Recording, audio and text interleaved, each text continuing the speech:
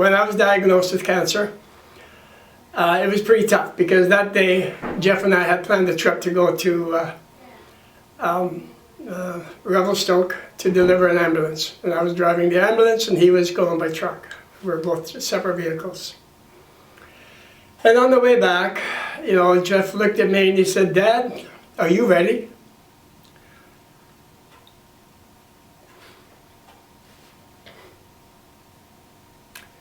And I said, "You know what? Yeah, I am. How's Mom? Is everything straightened at home?" "Yeah, I think everything is pretty well in order." So from there, we knew what we had to do. We went to different doctors.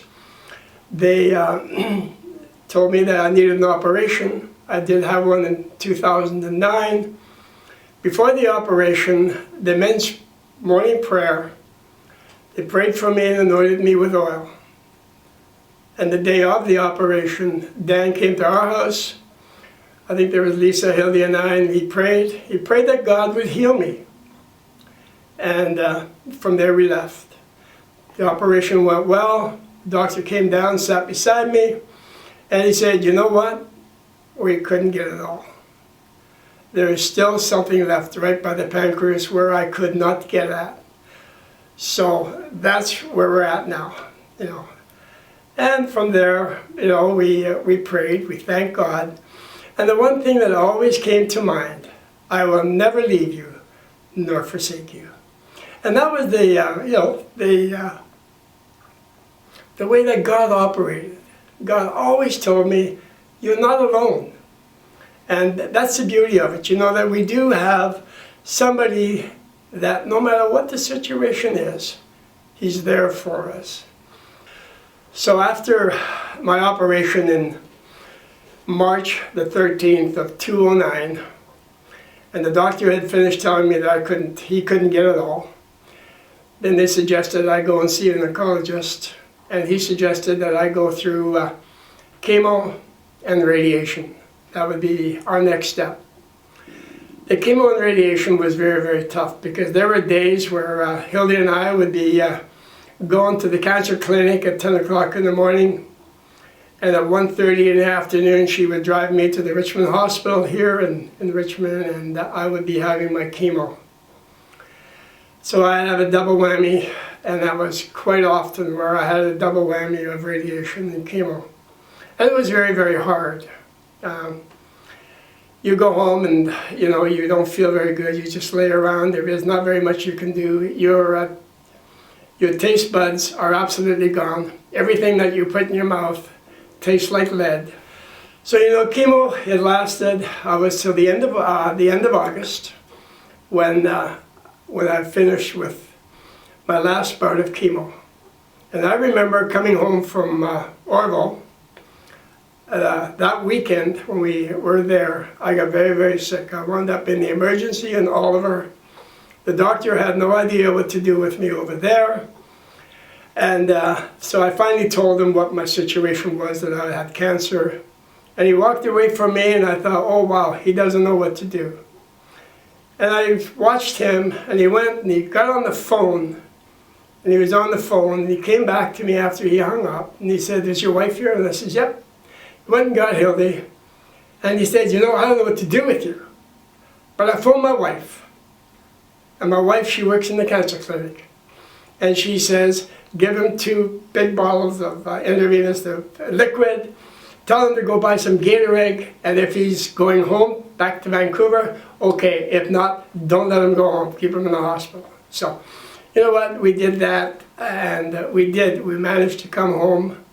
But as we were driving home, and I knew that I had 1 more week left of chemo, I said to Hildy, "I won't make it."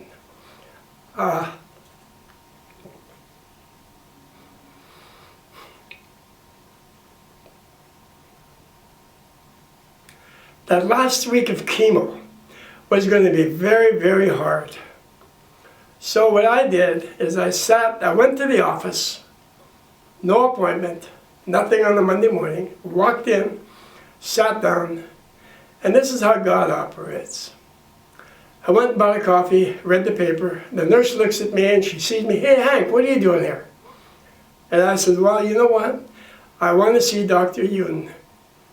And she said, well, come on in. She weighed me and she looked at me and she said, well, sit down for a minute.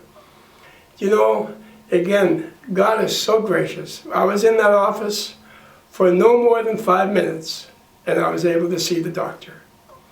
The nurse never left my side because she wanted to make sure that the doctor would look at my chart. He looked at it for about 5 minutes and he took one look at me after that 5 minutes. He says, you know what? We beat you up so bad that there's no more chemo. We're going to stop right here. Well, my heart was just full of joy because it was so hard. I got out of the office, I phoned my wife, phoned Hildy, and nobody's home. I phoned Lisa, and the first response that Lisa had was, Dad, are you sure? You know, are you sure you want to do that? And I says, yep, okay. And, you know, and it was just like an automatic of feeling better already, just because I knew that I would not have, you know, the chemo anymore.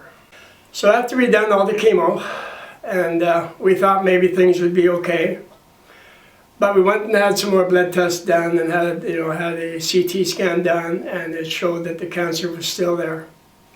So I went back to the first surgeon, Dr. Yoon, who had operated on me the first time. My oldest son looked at the doctor and the surgeon and he said, tell me, how aggressive is the cancer?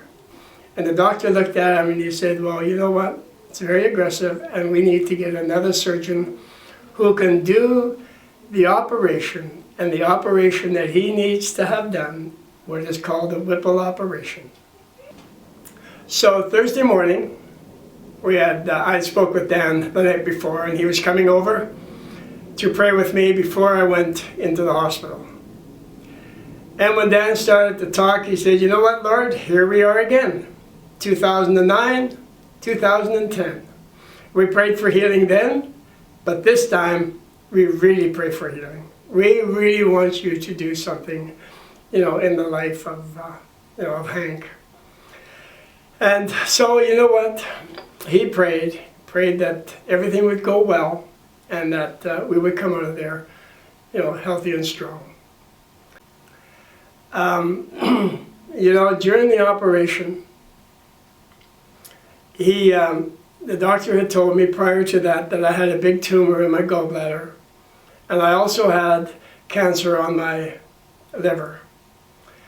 But the tumor in the gallbladder, which was the size of a grapefruit, which was okay because it was inside. So as he removed the gallbladder, that was not a problem. Then he also cut off part of the liver, which was okay, which heals back apparently very quickly. But when he came to do the actual operation that he needed to do, where the cancer was, he looked at it and he said, wow, something's not quite right. Of course, I'm imagining, I wasn't awake, I was sound asleep. But because he did a biopsy and it came back negative, that there was no cancer, he couldn't believe it. So he did another one and saw that the second one was the same as the first. There's nothing there. Well, of course, he was absolutely shocked. Well, he sold me up so quick that I was in there instead of 3 or 4 hours. I was out of there within an hour and a half. And I still have the scar to show how tight he sewed the thing because he must have been so excited. But after you had the operation, what was the doctor's reaction to you when he went in to do that and then saw that, knowing ahead of time that he was going in to remove this cancer and then seeing that it wasn't there? That's a great question. What did the doctor think of all of this? Well, I used to ask, well, I did. I asked the owner of the Vancouver Giants, who's very, very good friends with Dr. Scudamore. And Ron, when at the game, he would come to me and he would say, you know what? Scudamore doesn't know what to do with you. He cannot believe what happened on the operating table and he doesn't know what to do with you. you know, most doctors, and Scudamore is the same, he felt the same way. They see a miracle happening on the table, but it's got to be proven scientifically. It can't just be that God puts his hand on there and says, it's gone. But that's what happened. God did. He took the cancer and showed Dr. Scudamore that you don't need to go where you have to go and take the whole stomach apart and do whatever. You don't. It's healed. And I've asked the question of how does he feel many times. And I hope that, you know, maybe one of these days or years that I have the courage of maybe asking Dr. Scudamore what he thought and how he felt through that whole thing, because it would be very interesting, I know. But all I know is that he just doesn't know what to make of what happened to me. So the glory of all of this is not because of me, but it's because of God, of who he is. He's the one that chose to make me feel better. He's the one that chose to take away the cancer that was inside. And that is what we need to remember, how great our God is. Doesn't work the same for everybody. I don't know why, don't have the answers. For me, it's very, very hard some days because I live sometimes with the survivor's guilt. When I talk to people when they have cancer, and you know what, that's been one of the greatest things that's happened, because people keep asking me, how are you, and what was it, and how did you manage to get through this? Well, you know, it wasn't me, it was God who brought me through that. But the survivor's guilt is always there, because when I talk to them, I feel, why you, why me, and why not them? And I don't have the answers, because it's not me who did it.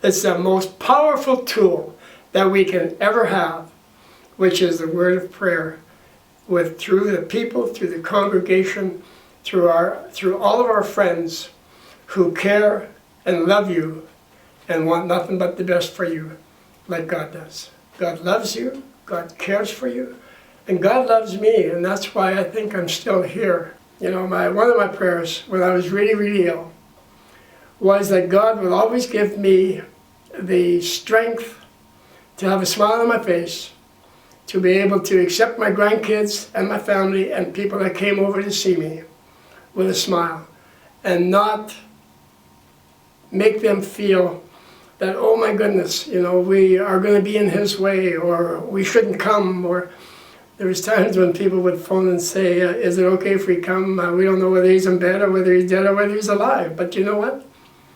That was the prayer that God answered. He always managed to give me strength in the weakest time. And so, you know, to God be all the grace and all the glory for whatever he did in my life. And I'm not finished yet. Thank you.